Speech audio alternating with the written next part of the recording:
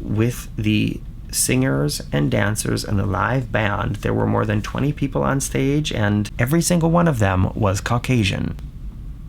Cunard.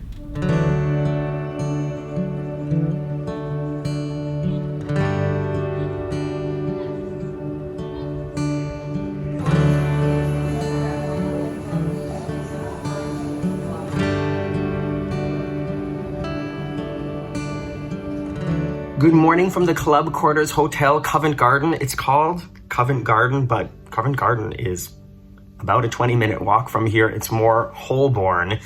But this has been a really nice hotel. We would definitely stay here again. One of our favorite hotels in London, in the West End, is the Strand Palace. And the only advantage that I think the Strand Palace has over this place now is that it has its own bars and restaurants actually in the hotel. This place has a continental breakfast in the morning, and other than that, there aren't bars and restaurants in this hotel, but that's really just a minor point. We're getting ready to head out to Waterloo Station to get on the train to go to Southampton to board the Queen Mary 2, but it's just been a beautiful morning this morning. I got up early and went around the corner and around the corner again. There's coffee shops all over here. There's a Nero Coffee, a Starbucks, a Costa Coffee, not Costa Cruise Ship. And of course there are other cafes around here as well, but sometimes when you're traveling, you just want to go someplace familiar and to not have to go through a guessing game of, is this place going to be good? Are they going to have something that I like? So you do what I do, and sometimes you go to Starbucks, and that's okay. The hotel has a terrace in front of the entrance between the street, and then there's a park right next door. I think it's called the Lincoln's Inn Fields, and sat there having a coffee, having a breakfast, letting the sun warm me up. Last night we saw the amazing Life of Pi play. It's not a musical, nobody sings in it. It's a play, and it tells the story from the book live on stage with actors, with puppets, with projections, with other effects. It was so good. It's one of the most perfect things I have ever seen on stage.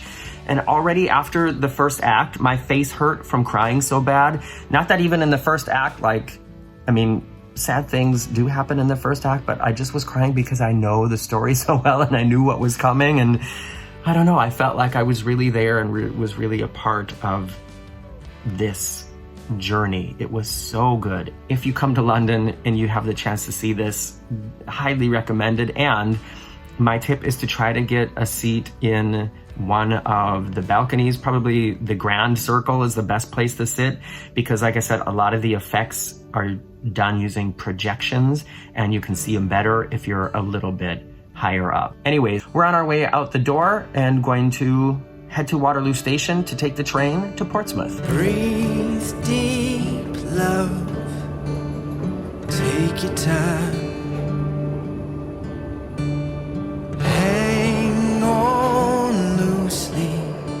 As time flies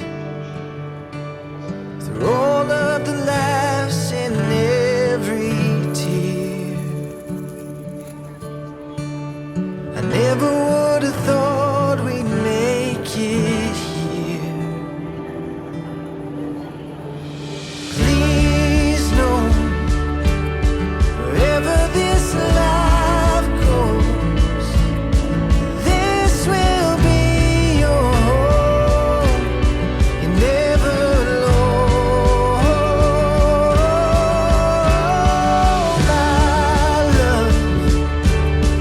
remember you're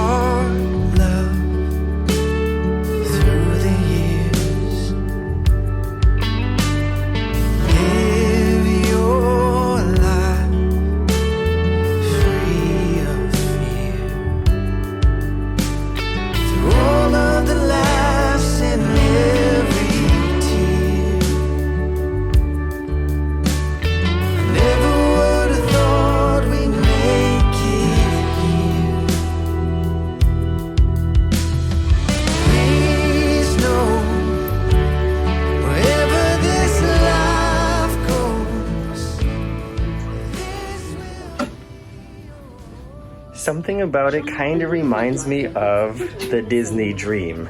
It's kind of the colors.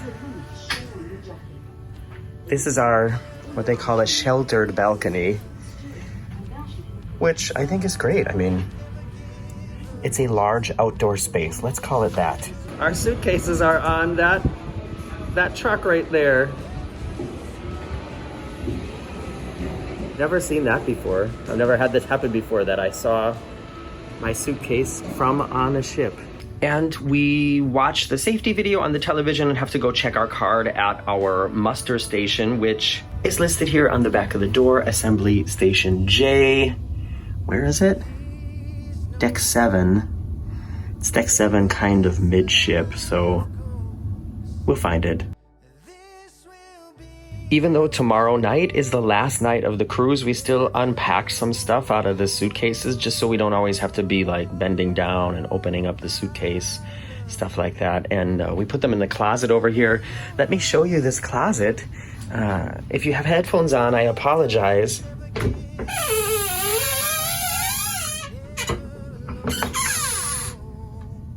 There's our stuff, our fancy clothes that we hardly ever wear. I'm just gonna close this closet door again.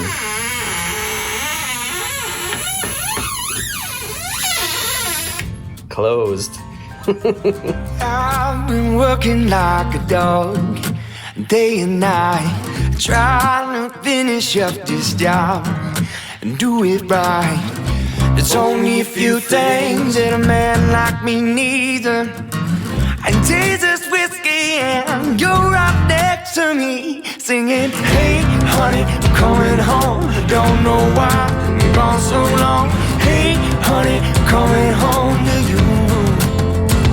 I said, hey, honey, promise please that you're gonna be the light on for me. Hey, honey, I'm coming home soon. You know what we're gonna do.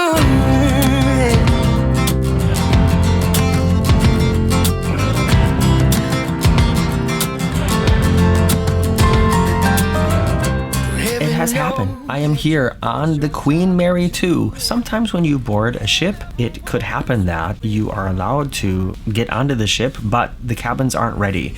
And they'll make an announcement during the day at some time that everybody can go to their cabin. That wasn't the case today. Once we got on the ship, we came directly into the cabin, and then of course we ended up going to the buffet because that's what you do on your first day. I will of course be showing you more of the buffet like I said, but just for today we had a little snack. I had 2 desserts, which is strange because I'm really not much of a dessert person. I'm more of a salty person. After that, we explored a little bit of the ship, and this ship is really, I guess luxurious is a way to describe it. Majestic is, I think, a better word. If I had to pick one word, it seems very majestic. Everything about it is kind of big, wide, and tonight, after we have spent several hours on the ship, Marcus and I were talking about it, that like it's very high quality. So if you see wood paneling, it's actually wood. A lot of cruise ships, the deck will be a teak effect, but it's actually just painted. It's some kind of synthetic surface that's painted to make it look like a teak deck. On the Queen Mary 2, it's actually teak. Like, there are hundreds, there's probably thousands of square meters of actual teak deck on this ship, and so much about it gives me the vibe of the Disney Dream. We've only done one Disney cruise, just like now we've only done, or we will have done, one cruise with Cunard on the Queen Mary 2, but there are, in the design and the style and kind of the feeling, there are a lot of similarities between these 2 cruise lines, between Disney and Cunard, although I would say, of course, the clientele that they attract is very, very different. Jumping ahead a little bit, we went to dinner in the main dining room, and I think there are a couple main dining rooms, and it depends on what cabin you're in, defines which dining room you go to. And I think there is a slightly higher level and a slightly lower level, and we are most likely in the lower level. However, the buffet is open for dinner, which I think we'll probably end up checking out for dinner tomorrow night, which is going to be the final night of our cruise. It's so weird to board a ship and tonight is the first night and tomorrow is the last night. And here's something interesting. I think that most people would consider the Queen Mary II to be luxury level. I know when I first started talking about this on my channel here, there was a little bit of a discussion about if it's luxury or premium. I don't know exactly how to discern and define that. I would say I think the people that Cunard is trying to attract are the people who are looking for a luxury, very high class, I would say like 5-star experience. And the service that we got in the main dining room tonight was not a 5-star experience. And before I go into detail here, remember that I see it as my job to sort of like report to you what it is I've experienced. Sometimes I go a little bit too much into the emotional part of it and maybe my personal opinion about things. That's not what a good reporter does, I guess, but not only do I try to show you exactly what it was like, but I also give you my opinion about it. And when I go into detail now, I'm not trying to complain about this because I'll be going on another cruise in a couple weeks, and I'm lucky. I get to do this very often, and that is one of the main factors that comes into my discussion about what we experienced in the main dining room tonight. There are people out there who I know don't cruise like 5, 6, 7, 8 times a year like I get to. There's a lot of different reasons. And I try to think of what it would be like for those people who have saved up for maybe a year or several years, or maybe they just got married and all the money they got from their wedding has been spent on one singular trip that they're so excited about. And I think if you book the Queen Mary II, you think, okay, this is going to be fabulous. It's going to be luxurious. It's going to be like the best of the best. And that's not what we experienced in the main dining room tonight. The one example I want to give you is the sommelier is a wine expert, somebody whose main job it is to help you pick out a wine, to sell you a wine, to help you enjoy the wine. And we have cruised in the MSC Yacht Club, and we've cruised on Celebrity in Aqua Class. So these are sort of like higher class experiences offered on other cruise lines. And we had to ask to see the wine list in the main dining room, which was already sort of surprising. And like I said, this is not complaining. I'm explaining to you what happened out of the perspective of somebody who maybe would do one cruise a year or one cruise maybe in their life and splurged on Cunard. And we had already ordered our food before we got to see the wine list. The sommelier came over. We each ordered a different glass of wine, and we had already had 2 courses of our meal before we got our wine. And for me, that is not the highest level of service. That's not 5-star service.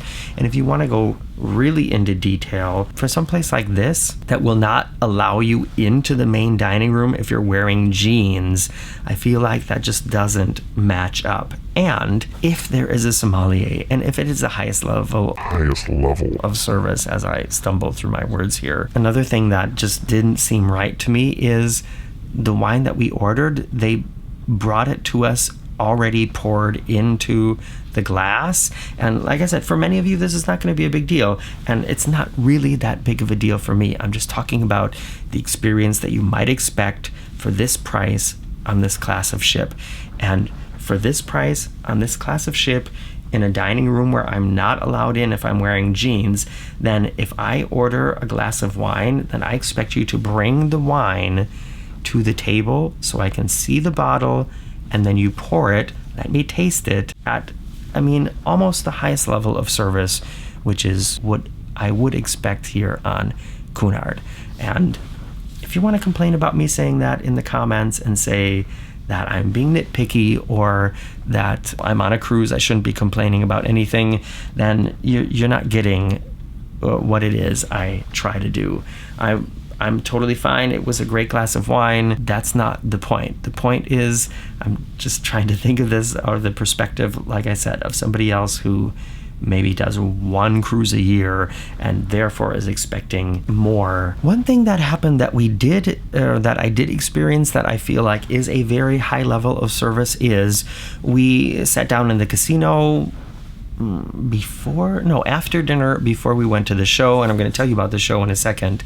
And I walked out of the casino to sort of look around and see what other bars were in the area, and the Irish pub, or the pub, I guess, is just sort of around the corner from the casino.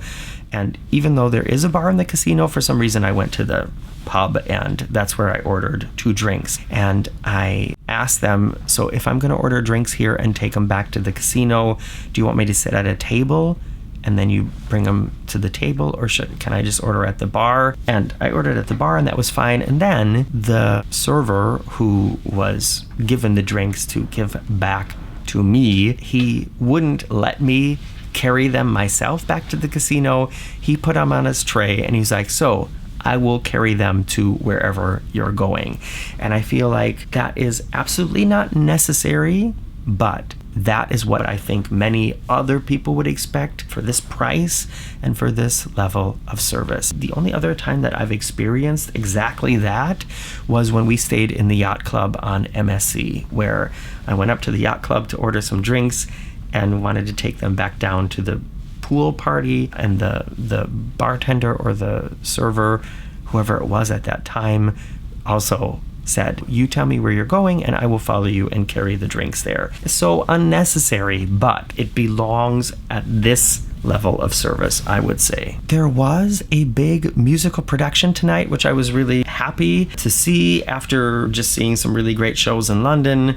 It was nice to see even more shows, and I was happy to see one of the big production shows here on board. I was worried that because it's such a short cruise and because they've been cruising from New York to here, that we wouldn't get to see any of the big production shows, but we did. The good things about it, fantastic talent, fantastic dancers, fantastic singers, an amazing sounding live band. The sound was mixed so well that I almost would have thought that the band was fake. Like, if I didn't see the band, I wouldn't have believed that it was really live music. So really tight band, really well mixed, great dancers, great singers. For the type of show it was, which was a review show, great costumes, good lighting, nice use of the technical stuff on board. And as always now, I'm going to tell you the things that I think were not so great about it. Right after this commercial break, did you get one? What was it about? Write it in the comments below. One major beef I have with this musical review show is when you're doing a show that's purely about entertainment, where you're not telling a story, which are shows that I also enjoy. The main theme of the show, I think, was called Broadway Rocks. So it was Broadway songs in sort of a rock style. Great concept, a lot of opportunities there to make some really cool entertainment. One of the pieces that they chose to showcase is Miss Saigon.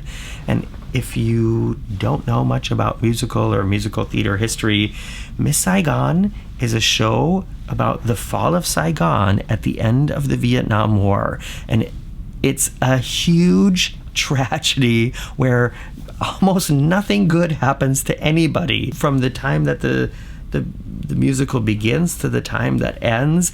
Everybody's lives has gotten worse.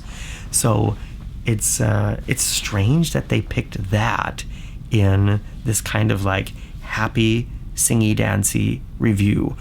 And of this section that was dedicated to Miss Saigon, one of the main titles that they chose is a song called Bui Doi. Bui Doi is a phrase that it was coined to name basically the bastard children of the American GIs that were left in Saigon when America pulled out. And like, it's a happy singy dancy review with Broadway songs remixed to like a rock and roll feeling. The lyrics are, they're called Bui Doi, the dust of life, conceived in hell and born in strife. They are the living reminder of all the good we failed to do. That's why we know deep in our hearts that they are all our children too. And that's it just didn't fit. Great costumes, great singing, perhaps poor choice. That was just one section of the show. There was one thing about the entire show that I would also like to mention that I think Cunard should definitely think about, and that is with the singers and dancers and the live band, there were more than 20 people on stage, and every single one of them was Caucasian.